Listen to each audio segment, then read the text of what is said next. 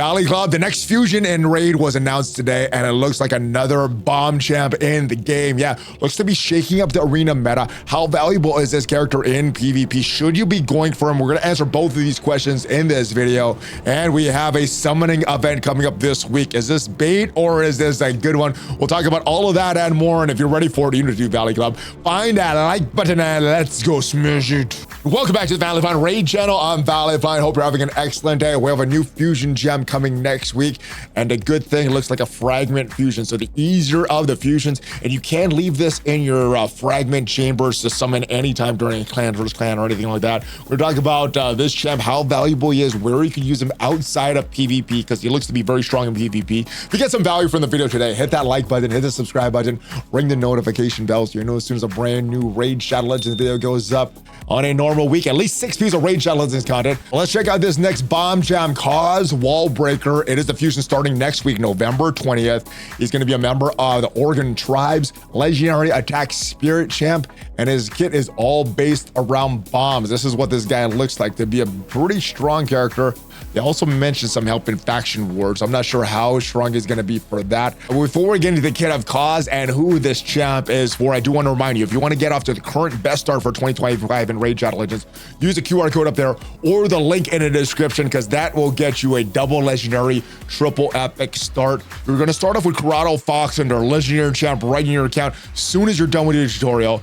When you're done with that, though, you could get another legendary champ. Enter one of these codes when the tutorial's done, and you get a second legendary champ right off the bat. Desert Queen gets you 200x. She's one of the best support champs in the game. UG King gets you Ultimate Death Knight. He's one of the best tanks in the game. Monkey King gets you Sun Wukong. He's a great damage dealer for PvP. One of my favorite champs in the game, but you could choose any one of these champs, but only one. So choose wisely. As you keep leveling your build account, you're going to get some great epic support champs as well. Uugo, Tagoar, Mausoleum, Mage. Let's get back to this fusion announcement. Next Thursday, November 20th, we're planning to launch a champion fragment event for the new champ, Cause Wallbreaker. And these fragment fusions are a lot better in my opinion. Instead of being limited by a certain time during the event to fuse a champ, well, they are going to go to your fusion section or your fragment section here. We go into the game right now. You could hold off on a lot of these. So Yannicka, Mithrala, characters that I've been holding off on for a while. We had Ralph in here for a while until it was the right moment to pull this champ. And next week would be a chance to pull. Now, the fusion's not going to be ready, but next week would be a good time to pull it because we have clan versus clan with personal rewards. Also, during a champ chase, you could use this as currency for any one of these events. So I do like these fragment fusions because they're a little easier to get. You don't have to actually fuse other champs, build up other champs, and then fuse them all together. You're just getting the fragments for these. So it's a good one. We're not done showing love to the Oregon Tribes just yet. Today, we're introducing a new member with explosive personality, Cause Wallbreaker, a damage leader built around the power of the bomb debuff. Our goal is to give players a strong, accessible Oregon Tribes damage dealer who can pull his weight in both arena and faction wars. Interesting that they mentioned faction wars here. I know I don't think that I have strong Oregon Tribes members, and I'm almost done with the normal section of faction wars, probably in the 14th instead of the 15th node. But if you're struggling with it, this could be a great champ for you. He places bomb debuffs on enemies while boosting his own turn meter, then follows up by reducing bomb timers and applying either an active skills cooldown increase or instead leaving enemies unable to retaliate. His passive fills allies' turn meter whenever a bomb detonates, as he gains a chance to take an instant turn whenever enemy dies from a bomb. This makes him an excellent partner for other bomb champs, and even if his explosive don't land the killing blow, your team will still benefit from every detonation. Here is the skills of Cause Wallbreaker. Let's move this to the side there. So let's actually start with his passive here, because you're probably going to open with his A2, not his A3. But his passive is, it's going to fill the turn meters of all allies by 5% each time a bomb debuff detonates. So you're going to have some detonation on the A3. You're going to potentially get a bunch of turn meter there. Only 5% for each of the allies. But if there's a lot of bombs that are all going off, you could have a lot of turn meter there. 20% chance of activating an instant turn effect on this champion whenever an ally or enemy is killed by a bomb debuff. So if you're facing some enemies in bomb and your champs are killed from bombs, you potentially can get an extra turn, potentially land a lot of bomb debuffs, potentially explode them all, and just win the battle. His aura will increase attack in all battles by 30%, and he is an attack-based champ. So what you're gonna do, you're probably gonna start with his A2. That's the best one to start with here. 75% chance of placing 2 bomb debuffs on each enemy that detonate after 2 turns. Fills his champ's turn meter by 25% for each enemy with a bomb debuff. So you could get 200% turn meter, assuming you're in arena, 4 enemies on the enemy team, 2 bombs, that is 8, and you're getting 25% each for that. So 200% turn meter potential.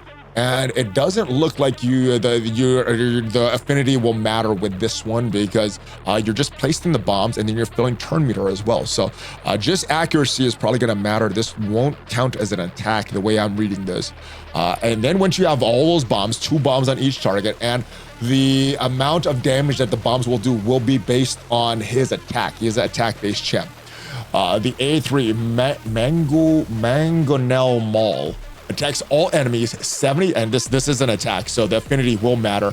75% chance of decreasing the detonation countdown of all bomb debuffs by 1 turn. So they're going to detonate after 2 turns. After he does this, only 1 turn, and you should get a pretty instant turn after that.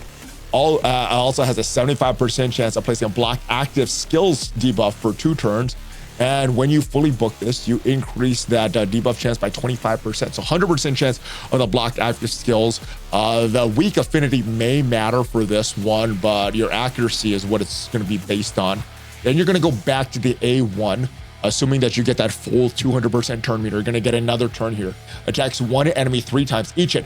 30% chance of decreasing the destination countdown of all bomb debuffs on the target by 1. So it is a single target attack, but you can potentially detonate all the bombs there if it didn't already detonate. Actually, they would have had to take a turn after that A2 and an A3 for the bombs to detonate, but you could activate them instantly with this A1 here. Also, 30% chance of placing a stun debuff on the target for 1 turn. So 3 times, I think if we just add it up, it's 90, but I don't think the math works up like that. I think it's like a 60% chance or something like that. I don't remember the math off the top of my head, but if you just add it up, it's 90, but that's not how it adds up to what it actually is. So it's very, very good kit here. I do like the turn meter fill. And if we look in the game at another bomb champ that's really, really good in arena, we have one in the Skinwalkers right now. Nishak, Nishak Vermin Lord. Very similar kit, except he's gonna attack all enemies, 75% chance of placing 2 bomb debuffs, and then grants an extra turn. So definitely getting the extra turn with Nishak. So it doesn't seem as, or Cross doesn't seem as strong with A3. Bomb debuffs placed on this skill on enemies whose max HP is equal to or higher to 200,000 will deal double damage. So this is great against the bosses. Cause probably a little better in arena PvP, but not as good against bosses and things like that. Nishak seems like it's a little better against bosses. The A2 is where the detonate is going to happen, or cooldown is going to happen. Reduce the cooldown the bombs by 1 turn. Increase the duration of all poison debuffs by 1 turn. So he has some poison synergy as well. Where is the poisons coming from? Here we go. Each time a bomb debuff is placed by his champion or detonates, roll places 2 poison debuffs for 2 turns. Protected debuffs. So bomb debuffs, poison debuffs. Got Nishak. Kraz has bombs. Lots of bombs. So looks to be a very, very good champ for PvP. I'm not sure what his value is in PvE outside of faction wars, because they specifically mentioned faction wars, but we do have a summon event coming up this week. All right, this Friday, November 14th, as scheduled, planning to launch a 2x event for legendary champs from Sacred Shards. I don't think I'm going to participate in this. I think one of the top comments has it right. No, 2x Sacred Shards don't even move the needle for me.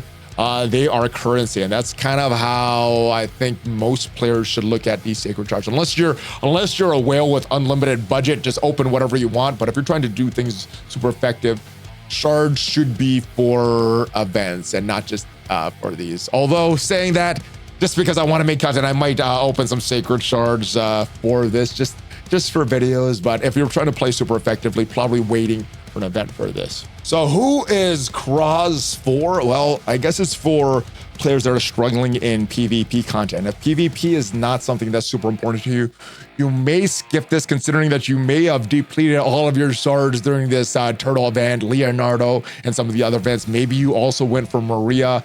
But yeah, this seems like a pretty good champ. But if you need to skip something, usually from what I hear, you got some pretty good events coming in December from some previous holiday events. So yeah, we'll see. Let me know what you're going to use for this fusion. Obviously, I love going for this fusion, so I'm going to go for this one, especially because it's a fragment fusion, and we can just save it in our inbox until we're ready to fuse the champ and get some points for like a clan versus clan or a champ chase or something like that. So I'm going to go for it, but let me know what you're going to do, and let me know what you're going to do this Friday during the double drop for Sacred Shard. Did you deplete all of your shards for Leonardo?